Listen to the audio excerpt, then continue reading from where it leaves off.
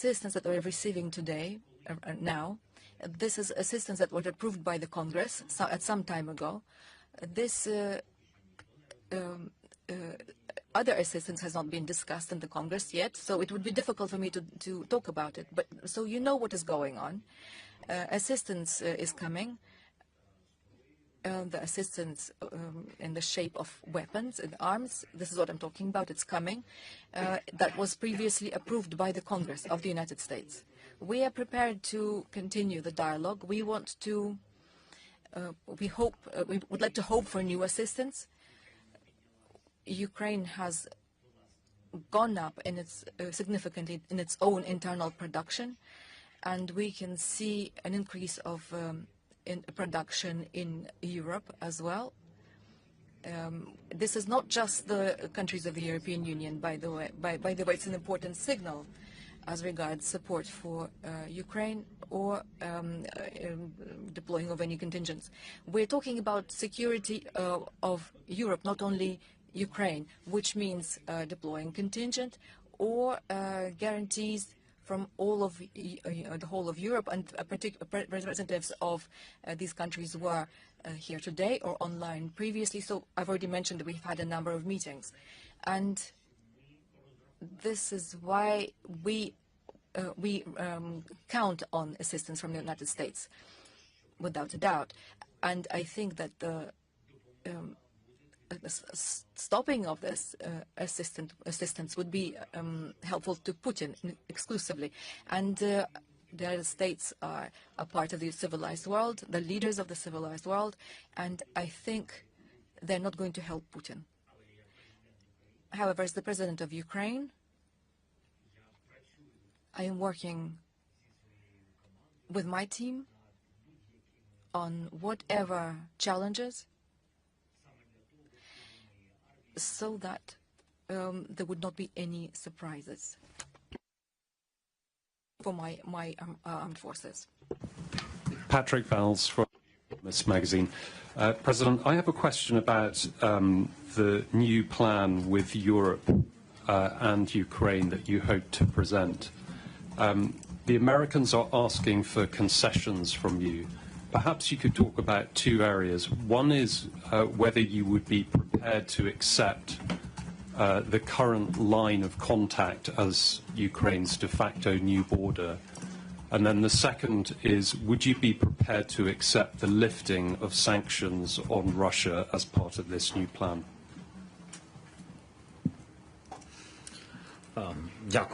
Thank you.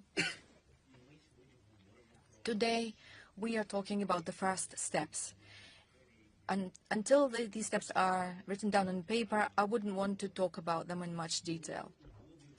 Before an agreement on the end of the war, there's a really long way to go until this agreement. These steps have not started. I don't want to look into the future, but whatever it is, it needs to be fair, it needs to be honest, and it needs to be stable, it needs to be sustainable. Sustainable peace, and it has to be very specific, with very specific security guarantees and with very specific providers of these security, with specific responsibility for the amount, volume of this assistance, in what sense they will be, if we were talking about assistance on the sea or on land or in the air. What I mean is presence, not assistance. So that would be a part of the security guarantees. We are not talking today about concessions of any kind, because that would be wrong. It would be a wrong kind of discussion. We are hearing signals from various partners.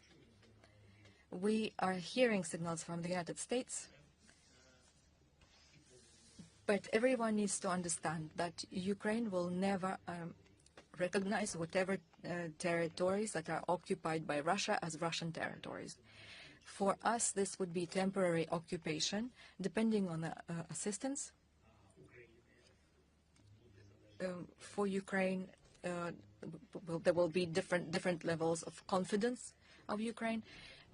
So we hope that these security guarantees will make it 100% impossible any kind of opportunity for Russia to come with another aggression. or if Russia does that, it will receive a strong response, not only from Ukraine, but also from others. And today, it is too early to talk about it, and I don't want to talk about the details until there is some signatures under this from our partners. And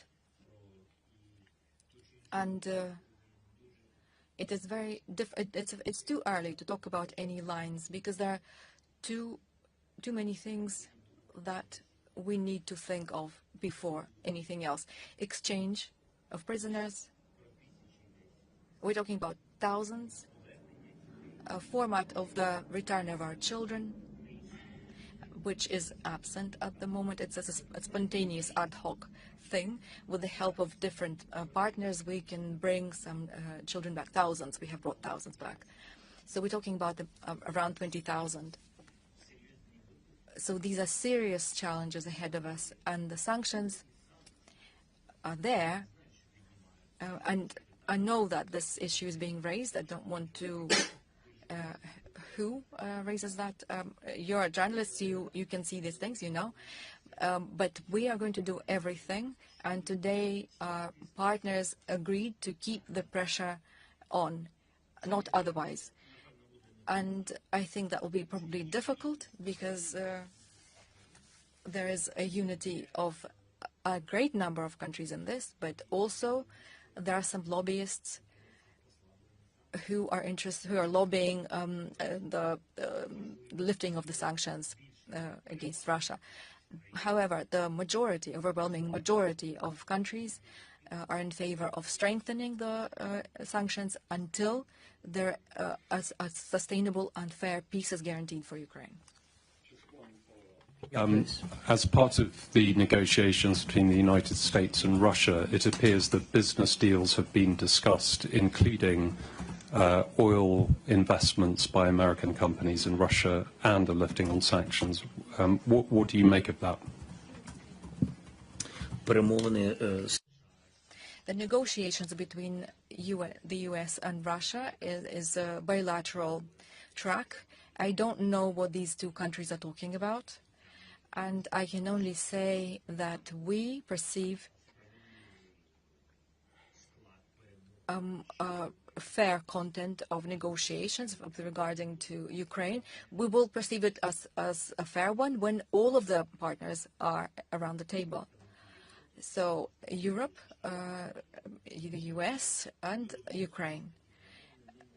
We understand that these negotiations cannot happen without Russia, so Russia will also be there. So this kind of negotiation then would be, it's understandable that they will happen in the future. With regards to the end of the war, with regards to business, this is what I've already said. I don't know what other people have said. We are not, our territories and our values are not for sale. Our freedom is not for sale. We are paying a high price for the fact that Russia has brought this war to us. Але можна українською. Okay. Хотілося б I would like to speak about nicer things about the peace, but we need to be realistic. And what I would like to understand, if the United States decide tomorrow to stop the assistance, can they stop what's been already signed and what's already making its way to us? And secondly, what do the warriors in the front line feel when something doesn't come, such as Patriot missiles? What will the cessation of help affect most of all? Just to say this straight off, we are realistic. We're not depressive here, but we are realistic. If we start losing sobriety, a somber look at things, we're going to lose in the battlefield, in the economy, etc. So this is why we need, inside the country and with our partners, we need to fund things, fund our institutions. People need to live. Obviously, it's not the same as in peacetime. It's a time of war, but this is the fault of Russia.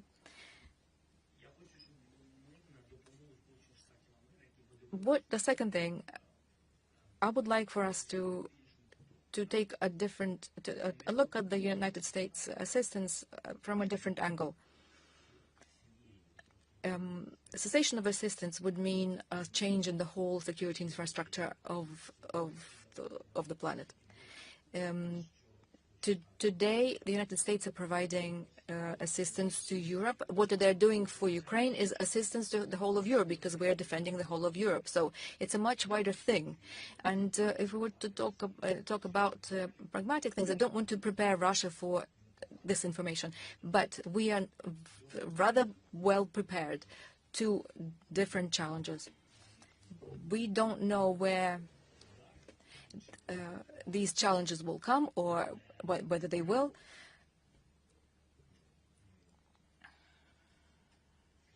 But we've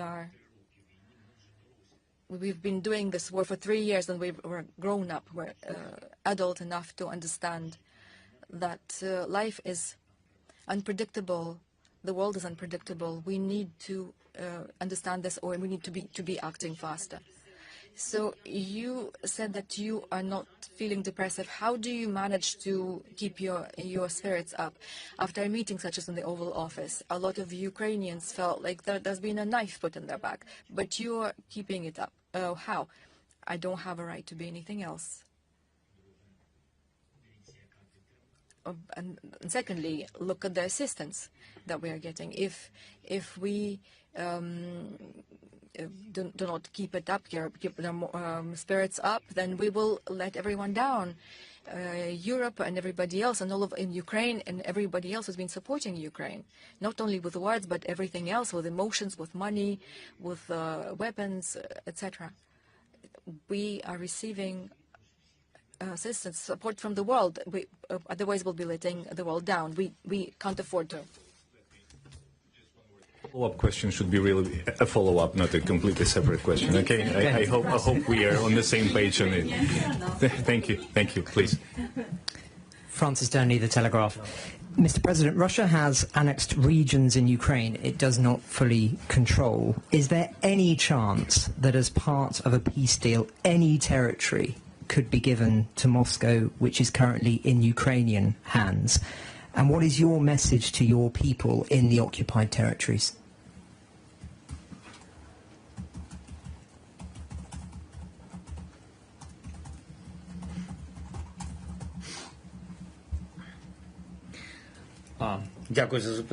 Thank you for this question. Any chances that we, by our own volition, would give something away? No chances. Chances that we will legally recognize, I believe there aren't any. And it's not just because we are what we are, and that's, of course, number one reason, but there's the law. And even if one country, such as Russia, breaks international law, it does not mean that others will take this well and support it. So everyone understands that Ukraine will not recognize these occupied territories as Russian. We've been through this before, and I remember this path that we've gone before. We need to proceed from the UN Charter. We need to proceed from the understanding of the international law of all the partners, and we need to proceed from the understanding that time will come and Ukraine will get its Ukrainian land back. We don't want anything that doesn't belong to us, but when you take something that doesn't belong to you, or when you buy something, or when you occupy something, or when you break the law, everything will come back to you. If you steal somebody's house, their land, their life, it will be taken from you. It's just a matter of time. So there's nothing to discuss here. No chance under your own volition of giving any territory away, but I wonder, is there any peace deal you could sign which would see territory go to Moscow that is not under control? You said not under your own volition, but is there any chance? Could you sign that deal? Я думаю, що Then it would not be a peace agreement. That would be a forceful separation of our lands. This will be a coercion that will, which mean a huge risk of hostilities after a certain time. And I think that those countries that are around this war, that are supporting us, or perhaps that want to be intermediaries in this war, they understand that if the war is ended in an unfair way, then it will be a matter of time before people will try to get this justice.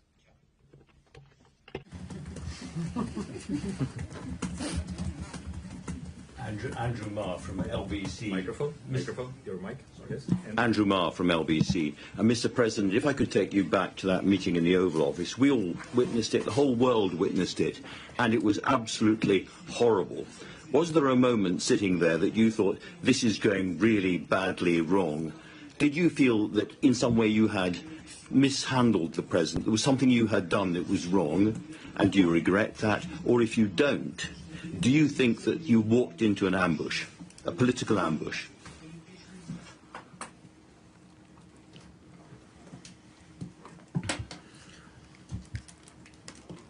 відкриті розмови Open conversations between the partners, it is important, and it is constructively to understand the positions, and such open conversations should take place. I do not believe it is right when such conversations are absolutely open, because the emotions or information or etc. the foes can take advantage of them.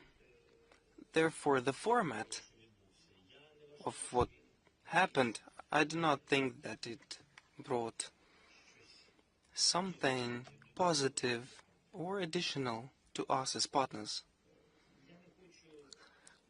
I do not want to discuss what happened. I understand that. I wouldn't want to talk about why this happened. I just want to underscore why I also understand.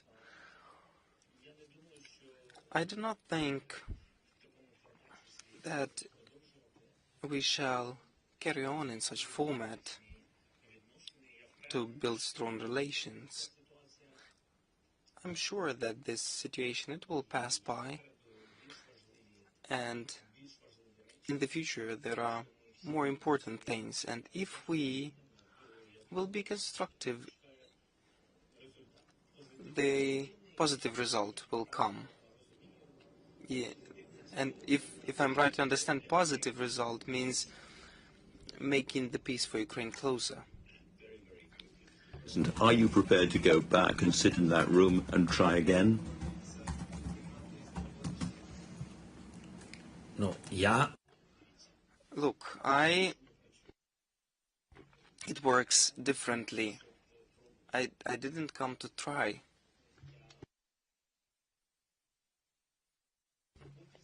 I traveled in the train for 12 hours, then for 11 hours I flew because the President of the United States invited me. And that is one of our main partners, and for me it is a gesture of respect to be in the White House when the President of the United States invites me, just as I have met with the senators. We never insult anybody, and we meet always bipartisan support, either with the Senate or with the Congress, and we always try to be politically correct as possible. I'm President of Ukraine, and I do not perceive my country as better than others, but definitely not worse than others. And with all actions since the beginning of the war, I'm doing that. I'm just saying that we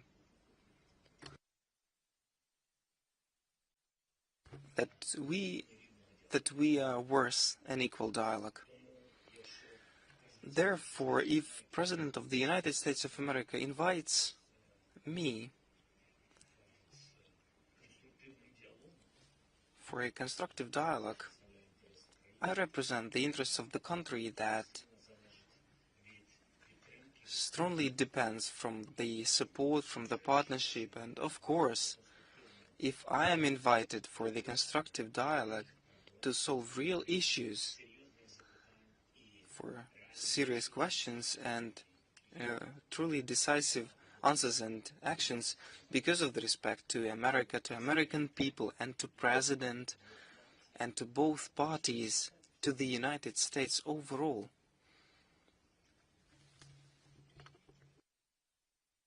Mr. President, Laura Kunsberg, BBC News. I can tell you're choosing your words very carefully, talking about that moment 48 hours ago in the Oval Office. But surely to get the security guarantee that you crave, you do need to rebuild your relationship with President Trump. Will you, as the White House is still asking you to do, apologise or express any regret for how you handled the meeting at all? And if possible, for our BBC viewers, it would be very good if you were able to just to say a few words about it in English, but I quite understand if you would rather stick to Ukrainian. Так, якщо можна, я... If possible, with all the respect, I'd rather continue the way we do it. Yes, I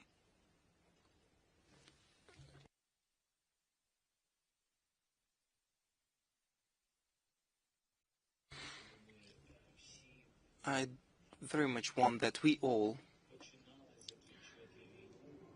started ending the war not from today's moment, but started with the moment of the beginning of this war.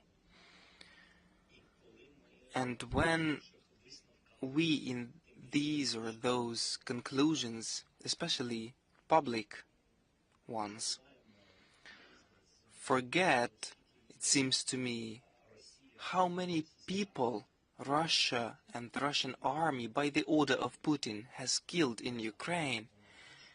They are the aggressors. They came. If we start with that moment, it seems to me that between us, just as partners, it seems to me Ukrainian stance would be more understandable. Our feeling towards justice and how painful it is for us. And that no matter what happens, we cannot forget this. Not because you cannot forget some adventure. These are simply not jokes. That is the thing about the situation. We cannot forget because it wasn't about bad weather or that you failed something in your life. The people have lost their lives and it is impossible to bring it back. And here we need no persecution. We know because of whom it happened, because Russia speaks about it itself, and they're joyful of that. So we need no evidence, no persecution. We want sentences, and we have the right to that. Our families have right. And it is very painful for us, and all that we want from partners is the constructive dialogue, so that they remember who the aggressor is. I would not want this war to look like in some new light that there are two parties in the war and it is vague who the aggressor is. We need to be in the middle. We don't,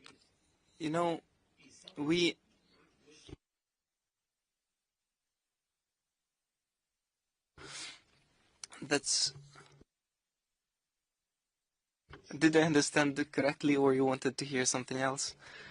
move on to get the guarantees that you crave from America for your security. The White House is making clear to the world they need you to budge somehow. They've said today that you have to accept conceding some territory. They still want you to sign this minerals deal. And if you don't budge, then perhaps you're stuck and the suffering of your people that you've just spoken about goes on.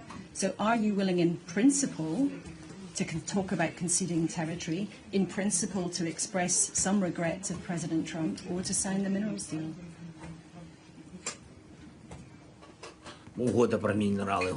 The agreement on the minerals, the deal is ready. We are... It wasn't ready. There were many variants, but there is the last one. It is ready, and the ministers can sign it. Everywhere where I have said it as a president that we can do it, we do not retreat. It is our policy to continue despite what happened in the past. We are constructive. If we agreed upon signing it, we were ready to sign it. And honestly, I believe that the United States would be ready as well. Perhaps there is a need in time to analyze certain things, but I would just want Ukrainian position to be heard. It was very important for me that Ukrainian position is heard. The fact that it happened in media, I did not prepare this meeting, and I was in those conditions that were there, and our stance was heard, because I didn't want our position to be ambiguous. It's I think that it was heard now, and not at the negotiation table at which Putin will be present. We must all understand and know each other. Understand these or those red lines. They are not emotional, they just happen to be there, and there is justice and truth, and that is it. I'm ready for any format. Constructive format in relationship with the United States, and I believe that we have it all, and it is in our capacity to preserve all that. On our side, once again, we very much count on that. We're willing, and we will be. The agreement that is on the table, it will be signed if the parties are ready. And I said what I think. Because the agreement has two parties.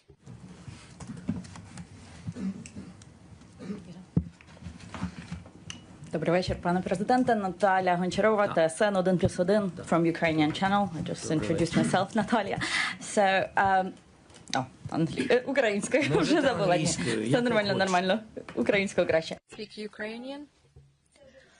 This situation is now surrounded by a lot of rumors, but we just wanted to hear this from you.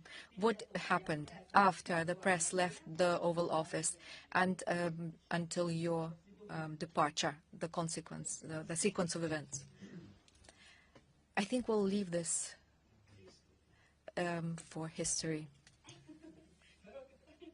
Okay, it was short. Can I ask another one? Yes, you can ask me a follow-up question, but a different subject.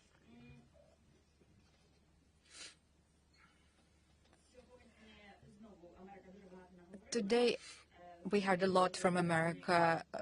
Did we? Oh, yes, about what they expect from you and the territories and the European peacekeepers, and that you would need to apologize and to make concessions, territorial concessions. I understand you've already talked about the territories and also about the apologies. What are you going to do in this situation if it's going to be a dead end? I think that intelligent people always find a way out from a situation. That's the first thing. And secondly, I think that on paper we will have a clear understanding of the infrastructure of security guarantees that will protect us. And I don't want to argue about this. What security guarantees are envisaged by different partners. I think it is more constructive when we talk about what specifically will protect us. And if we are offered something else, and Ukraine then is saying it will not protect us, then this is not a security guarantee. And this is why I believe that to discuss any format of security guarantees or contingents or numbers, yes, we will do that. And I'm sure this will be a fairly public process, but after we understand each other between us. So I think the leaders need to work on this between us about how this is going to look. And this is not a question of years. We want, more than anybody, we want peace in Ukraine. And I respect everybody's position, but none of the leaders are arguing. And if somebody's arguing that they want more peace than we do, then perhaps they don't understand what their people are feeling. They have a right to think that, of course, but they simply do not know what is happening to Ukrainians. We want to bring an end to this war, and our soldiers want to come back to their families. We want to bring our people back home. We want to bring our children back to school. We want people to stop dying. And I think this is a huge respect for everyone who's given their lives for our independence. We do not want Putin to win. This is a war for independence. We will not let him win, whatever anybody will say. But behind closed doors, were you able to ask Trump what will protect us? Did he give you any indication? We'll leave this for future historians. Thank you. Financial Times. The difference between you and President Trump about the importance of security and securing this deal in this peace process. He said it was only 2% of the problem. What do you think of that remark? And connected to this, have you, as of today, essentially outsourced your efforts to persuade him otherwise to France and Britain?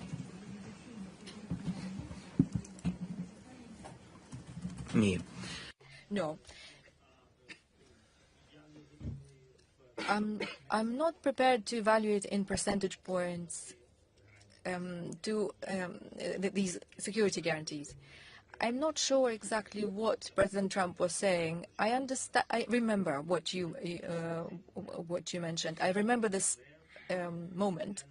Yes, but for us, security guarantees, the best one is NATO. And as you know, the United States does not support this. But if I were to talk about NATO and if I were to talk about what this means for the people of Ukraine, I would then say it's not 2%, it's much more. Because it's confidence in our future. We don't know what the configuration of the security guarantees will look like. This is why I'm mentioning NATO. And if you were to ask Ukrainians, if we are talking about Ukrainians, not about partners or leaders that do not lead countries at war. I wish peace on everyone, but I always say we can't compare these things. We can't compare. It's different. We do not live the life that we want to live. We're not living a life we want to live. We're at war. That's it. And it's not us who are choosing the way we're living today. We are fighting for the right to choose how we live. And our destiny is being written by the army of Russia today. We have stopped this path, stopped them in their path, because we want to choose our own path. So for us, security guarantees is confidence that there won't be another thing, the same thing happening after this war ends, at whatever stage it ends, whether it be a hot phase or whatever. We're trying to explain. You decide what percentage this is for the people. If they need to do everything they can to make sure that Putin has 0% of probability to come back again. And I think for us that's very important. The security guarantees are very important contribution. With regards to Britain and France,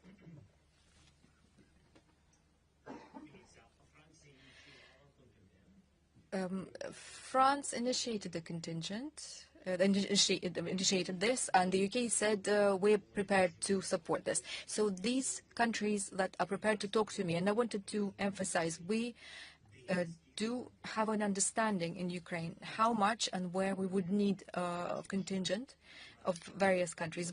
That's all in place. We're talking about it, and it's important that we are making serious steps towards it.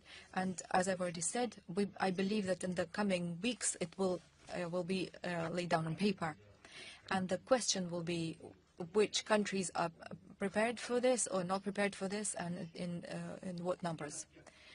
And as France and Britain are not doing this without us, they have proposals, suggestions. They're talking to us about them, and we spoke to the Nordic Baltic 8, and so with this, they will also work with this structure with us, and I can see some positive things here. We separately spoke to Turkey, and in the future infrastructure of security, Turkey can take its place also. So these are the things we have as of today, and we want to take all of these formats and bring them together into one format. And then when this is ready, we will be prepared to share with the public. And how do we do that? We always do it through you, through your colleagues, through the media, because security guarantees. We say that Ukraine needs security guarantees. Security guarantees are needed by the people, by people. It's for the people. They need to say, we believe in this, and life comes back to the country, people are coming back. If the people are not coming back to the country, it means that people do not have any confidence in the security guarantees.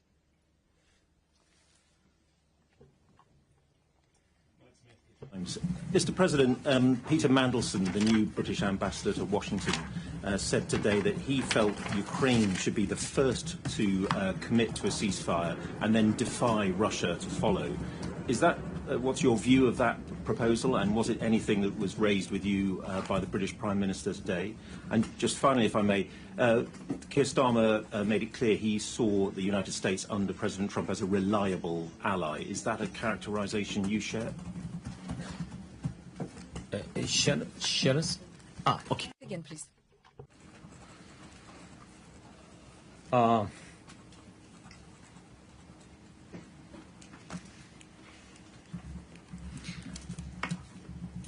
Значить, передусім. First of all, about the ceasefire. I'll give you an example, and I will explain to you how and why security guarantees are important. I'll give you an example that is related to the ceasefire specifically. I do not remember exactly whether I've spoken about it in public or to particular leaders, but it's no secret. When I became president, we had a contact line, and since the first occupations 11 years ago, there was a contact line in the east of our country. And there was a quote-unquote ceasefire. Why do I say quote-unquote? Because we have statistics. 25 times since the first occupation in 2014 of Crimea and the east, 25 times Russia officially violated the ceasefire, 25 times. And this is when we officially agreed the ceasefire. The Minsk Accords, you know all of it. So 25 times Russia violated them. And I wanted to understand with the military, in the first theme of my mandate, I wanted to understand why the ceasefire is being broken. So we went there and to have a look. And Russia was using this tactic. They were bringing fighters, snipers, and they were conducting live training for snipers. They would come in from the occupied territories in the east of Ukraine, and they were training. They were killing both civilians and military. They were killing children. They were horrible situation. It's completely savage. So this is before the full-scale invasion, and it looked horrifying. They were just coming in, and they were coming in along the contact line, which was by dozens of times shorter than today's contact line. It was just much shorter. So when they were killing us, we can understand that our guys would respond, and that's understandable. So this is what ceasefire looked like. Everyone was talking about the ceasefire, but every day people would die. Not, of course, not in the same numbers as during the full-scale invasion, but people were dying nonetheless.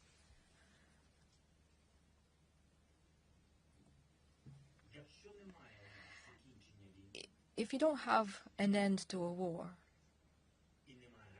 and if you don't have any security guarantees, nobody is able of controlling a ceasefire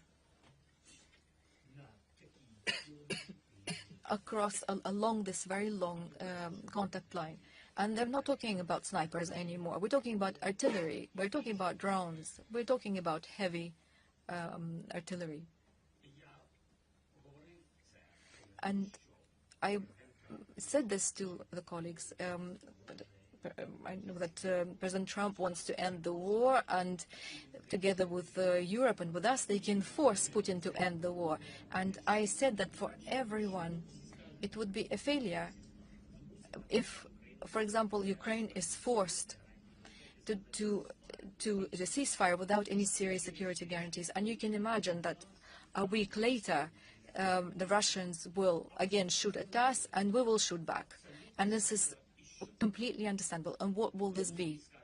The Russians will say exactly the same as they did 10 years ago. No, they said the Ukrainians broke it.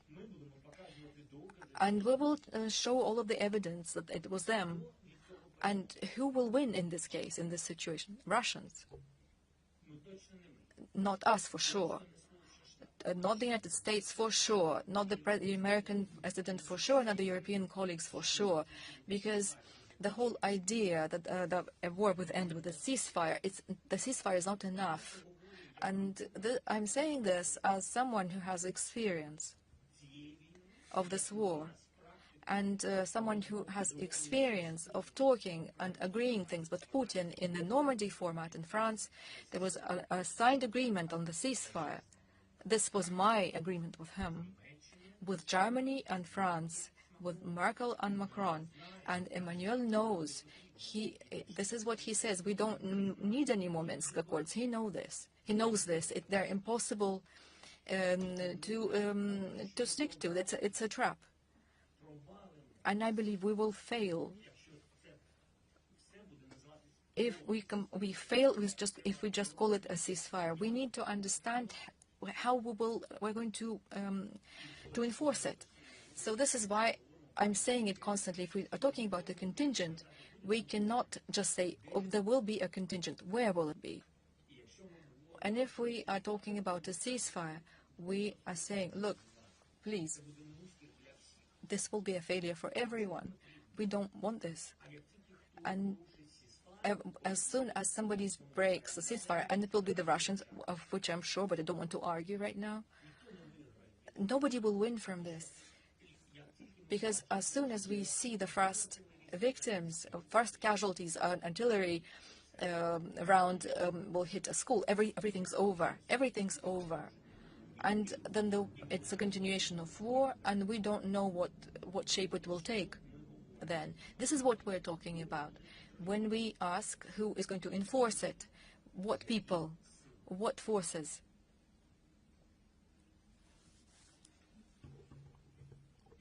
And Hello, Alessandra Galloni from Reuters. Hi. Hi.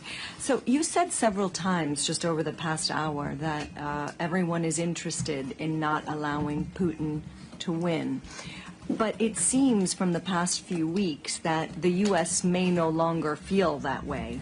For example, it's not prepared to call out Russian aggression, for example, in United Nations resolutions.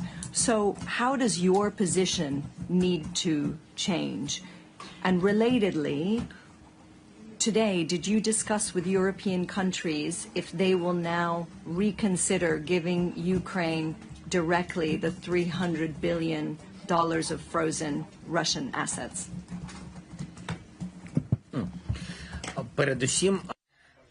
First of all, it's important that the European side is not reconsidering its position as regards who started the war, Putin, who's the aggressor, Russia, and who needs to pay for this, the Russians. As regards the assets, that issue is being raised. These assets that are frozen, they need to be used by Ukraine for weapons or for the reconstruction of Ukraine in the priority areas. We'll see what will be needed first. But again, this will depend on the end of the war. And as regards diplomatic steps from the U.S. Regarding the resolution or whatever, I do not know the tactic of the United States. So I believed that our meeting with the United States was needed to make sure we understand each other and that we would not have surprises, because for us it would be painful. And I don't believe this, and this is my opinion, that if we lessen the pressure on Russia, if we change the rhetoric about its aggression, if we soften the documents about the Russian invasion, if we soften the rhetoric, and as one of your colleagues said today, one of your colleagues mentioned that I choose my words very carefully. It's true. I am choosing my words carefully. And I don't believe that all of this would lead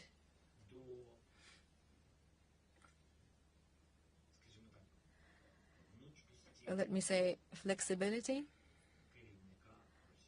of Russia's leader. I do not believe it would, but as I already said, I do not know their tactic. I think the only thing I do think is that it is not right that the issue of the end of the war in Ukraine, let's say, would be based on a tactic that is not known to us. I believe it would not bring quick, good or secure steps for Ukraine. Follow-up. So you said that you had the meeting in order to understand each other. So do you and President Trump now understand each other on Russia?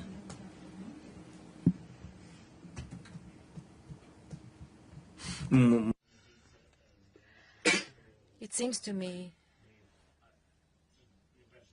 it's not our first meeting. We've spoken before over the telephone. We've had meetings before. I think, and I would say that I would really like for President Trump to hear some things from me personally. This is what I wanted. And in the same vein, I would like to hear some things from President Trump personally as well. And I believe that our people who are working at their level, our teams are working on both sides, and there are also European leaders who have their relationships with President Trump's administration, or the media, who relay this. So all of these structures are sending signals to each other. And I think it would be much simpler if we had more time for direct dialogue with the president. This is how I look at it. This is my understanding. The faster how to do it faster and how to do it in a more positive way. What I mean is a positive result, how we can build this dialogue. So to my mind, this would be more right. Again, this is my opinion, but as I said, I don't know the tactics of all of the partners. Mark Bennett, Sunday Times. Do you agree that Putin's ultimate aim is not just to take some territory in Donetsk, and Luhansk, and Kherson, and it's to destroy Ukraine as an independent state? If so, then why would he agree to allow European peacekeepers into Ukraine to enforce a peace, given that essentially it would mean a defeat for him and that he would not be able to achieve his ultimate aim? Lavrov said today, and Russian officials said on many occasions that it's categorically unacceptable. Yeah? So how could the West force Russia to change its position and allow European peacekeepers in after a ceasefire?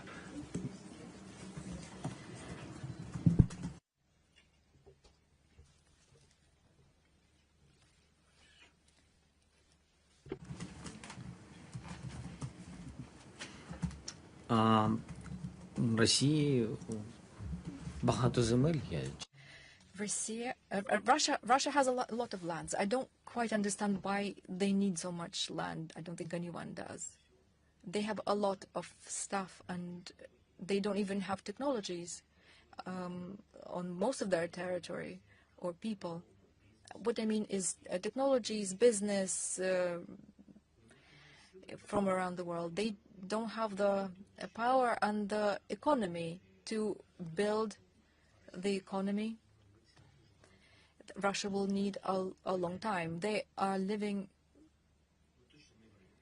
in a Soviet, definitely not in a free market. And it's understandable why, because there are families that control mining and everything else. And for them to develop this, how to develop mining across the country like people do in other countries, they would need to let businesses in, but they're not letting businesses in. So it's Kremlin families have a share in all of this. This is where they are present. And existentially, the question is not about the lands. The issue is of the Russian world. It's the Russian philosophy, and it's the spread of their narratives and their presence across the territories where the Soviet Union was present before. So for them, they've built this internal right, their internal entitlement to this. It's their view. So they don't need a strong Ukraine. They need a republic like Belarus today. So legally, it is an independent state, but only legally, notionally. In fact, it's a part of Russia, where Russia has total control over everything. It's not an issue, of course, of minerals in Belarus or mining in Belarus. That's not the issue. Russia has much more of it. The issue is in the Russian world, in the empire that Putin envisages and wants to leave behind for the future generations and to go down in history like this.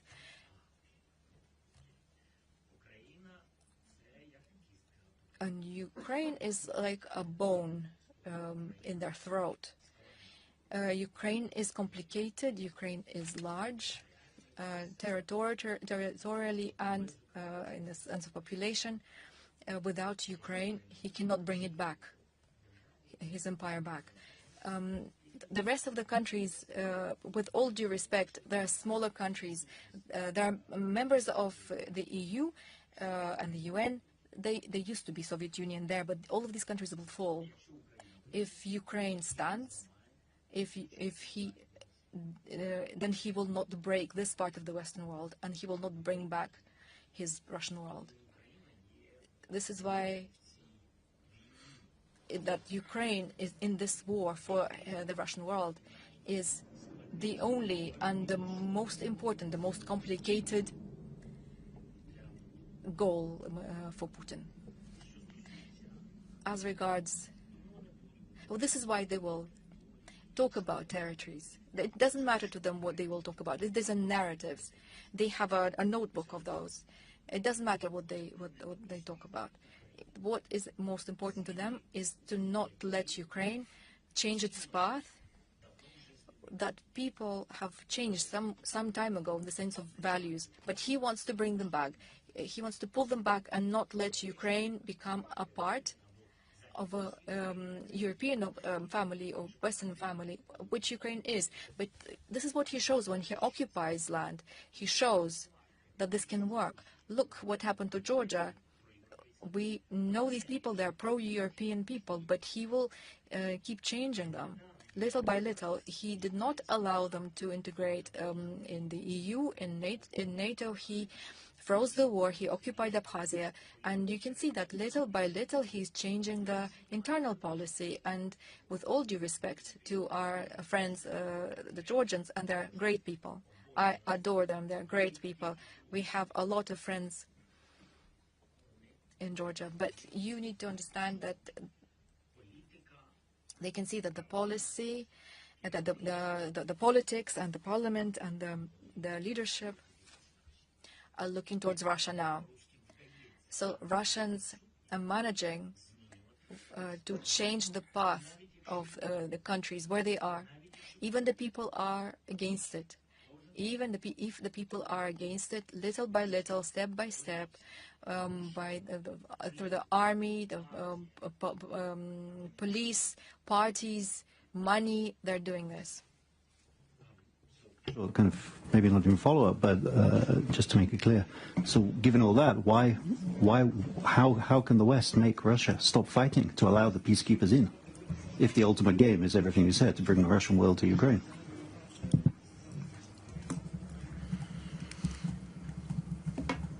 Саме так. That's exactly so.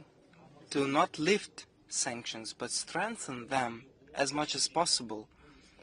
So his economy is in a very severe situation, and it will worsen. To, as much as possible, decreasing the prices for the oil and for the energy, that is one story. To close the shadow fleet, that is other story. To close the banking system, that is also not all. To cut all the ties in which he circumvents the sanctions, to the countries that help Putin to bypass the sanctions, not because they are friends with Putin, but because they are making money, to offer those countries another source of revenue, to offer them a revenue. The Russians provide them cheap gas, give them just the same gas, cut everything off, provide total sanctions, introduce total sanctions. Their economy is already falling, but their decline will be faster, and say then, here is our plan, here are the sanctions, look, these sanctions are working now, yes. And this is a list of sanctions that we will enforce tomorrow. If you don't stop the war, if you do not allow the deployment of the contingent, or you will be against, etc. Apart from these sanctions, here is the package of the weapons that we will provide to Ukraine. You see that their army is capable of stopping you. Yes, and here we'll provide them with weapons with which they will destroy all your energy sector, all your military factories, and except for the economy, your capability to produce weapons and missiles will decline. To end all the story with the components to missiles, the microchips, various technologies and electronics that is transferred to Russia by other countries. All the businesses and companies are known inside the countries where these businesses are incorporated. These are countries of Europe, America, Asia. All these business structures are there to make an agreement with them, to prohibit them selling to Russians these components, to control all these flows. And I'll be frank with you, this is a difficult job to do, but it is understandable. There are no secrets. Everybody understands who's doing this. The people, the companies, the surnames, all that we have. So just to approach it slightly stronger, slightly more in a structured way. And he will not do anything, Putin.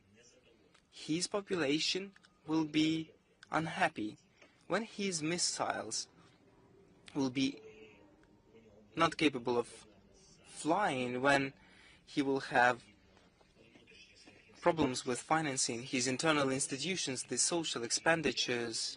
He will face serious troubles.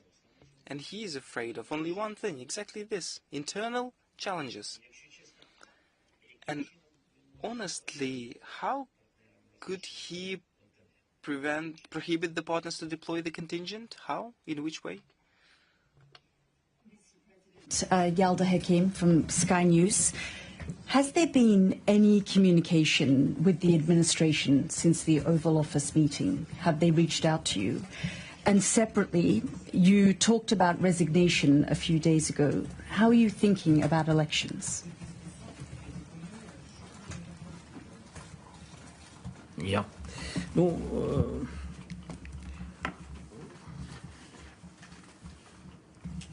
Комунікації є.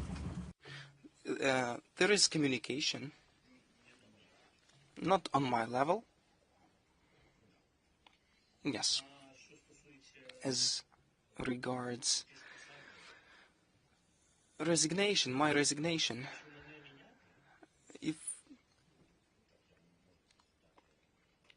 if I am to be changed, and I'll hear, how can I put it,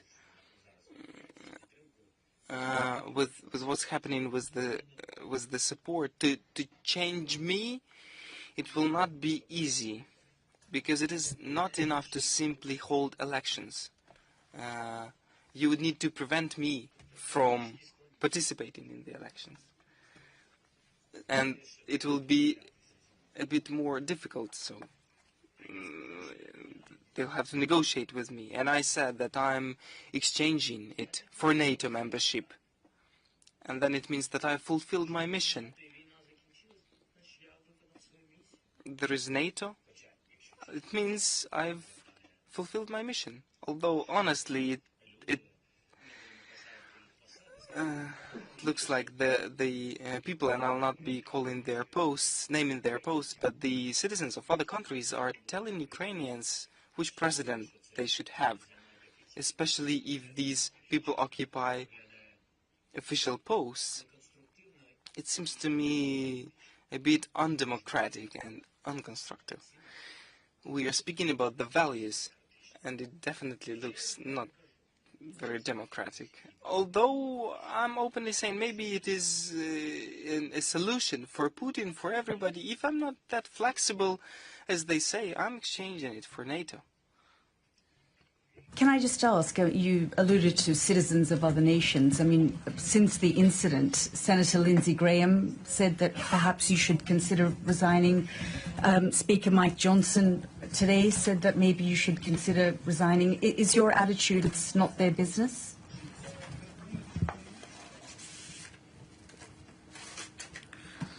Lindsey Graham